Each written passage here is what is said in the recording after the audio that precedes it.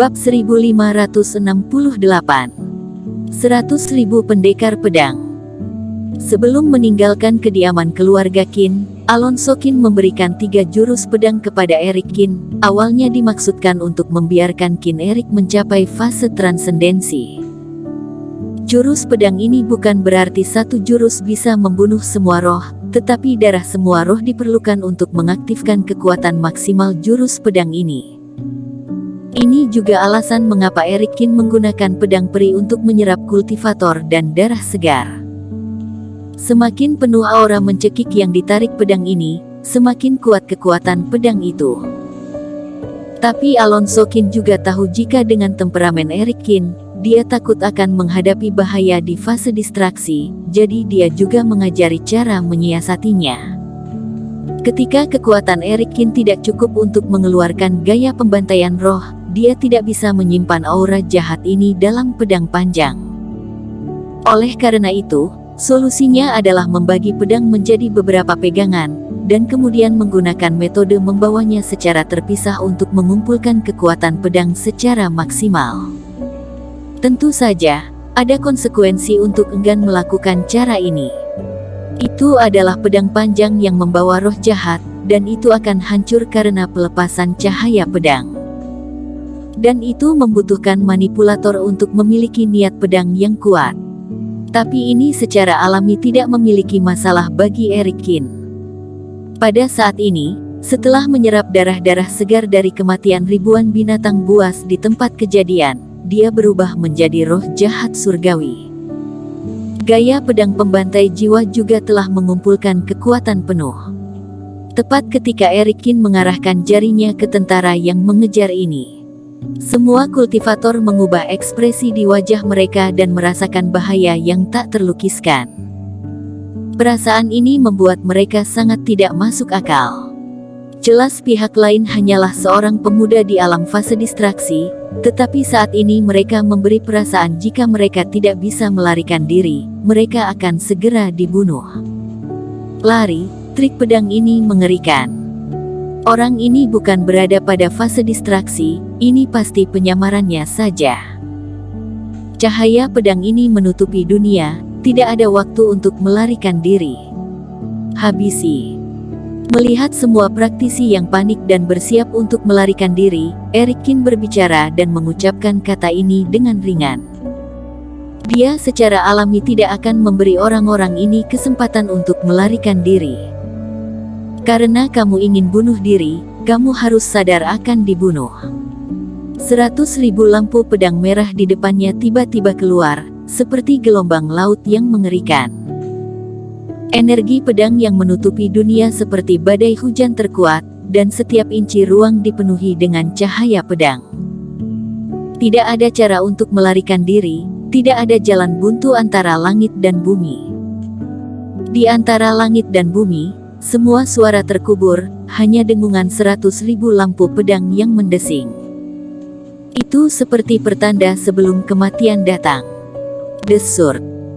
Taktik ini memang tidak memiliki belas kasihan, dan binatang buas itu jatuh kemanapun dia pergi, dan tubuhnya terbagi menjadi beberapa bagian yang tak terhitung jumlahnya. Segera 100.000 cahaya pedang mendekati Blacky Jiang dan yang lainnya. Kenapa seseorang yang berada di fase distraksi bisa menggunakan kekuatan pedang seperti ini, cara yang tajam seperti ini? Murid Blacky Jiang hampir tertutup oleh cahaya merah dari langit. Untuk pertama kalinya, ekspresinya menunjukkan tatapan tidak percaya. Kamu ingin membunuhku, itu terlalu jauh. Blacky Jiang berteriak, mundur selangkah, dan datang ke sisi kultivator. Dia mengangkat tangannya, meraih 2 kultivator di sampingnya, lalu meremasnya dengan tajam. Tiba-tiba, 2 orang ini, bersama dengan roh primordial jiwa, dijepit ke dalam kabut darah oleh Blacky Jiang. Memanggil langit. Blacky Jiang berteriak, menyemprotkan kartu giok hitam yang rusak. Kartu giok ini terbang seperti ikan paus yang menelan air laut, menelan semua darah yang ditumpahkan oleh kedua pembudidaya ini. Kemudian kartu giok itu dipelintir, seolah-olah hidup kembali, berubah menjadi binatang buas yang mengerikan setinggi 2 orang. Begitu dia muncul, dia berteriak ke langit, lalu membuka tubuhnya dan berubah menjadi perisai, menghalangi Blacky Jiang yang berada di belakangnya. Pada saat ini, 100.000 cahaya pedang telah tiba. Para kultivator yang melawan, apapun mantra ilmu sihir yang digunakan untuk menghentikan mereka, ditusuk oleh cahaya pedang, tubuh mereka kemudian roboh, dan jiwa juga hancur berkeping-keping oleh cahaya pedang berikutnya. Seseorang menggunakan metode yang mirip dengan kura-kura giok Erikin untuk memblokir gelombang serangan pertama. Namun, ada terlalu banyak cahaya pedang, berlapis di atas satu sama lain, dan ketika perisai pertahanan menghilang, itu masih mati. Tak perlu dikatakan, yang berlari kultivator, tidak peduli seberapa cepat, akan dikejar oleh cahaya pedang, dan kemudian menembus tubuh mereka tanpa ampun. Saat 100.000 cahaya pedang lewat, ada keheningan antara langit dan bumi. Bumi penuh dengan darah yang mengalir, menyatu menjadi sungai. Bau darah yang menyengat melayang di langit, hampir begitu kuat sehingga membuat orang sakit.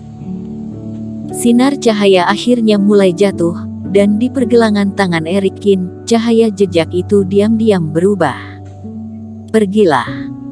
Erikin melihat Peli Wu, yang sudah terlihat konyol, meraih lengannya dan terbang ke belakang.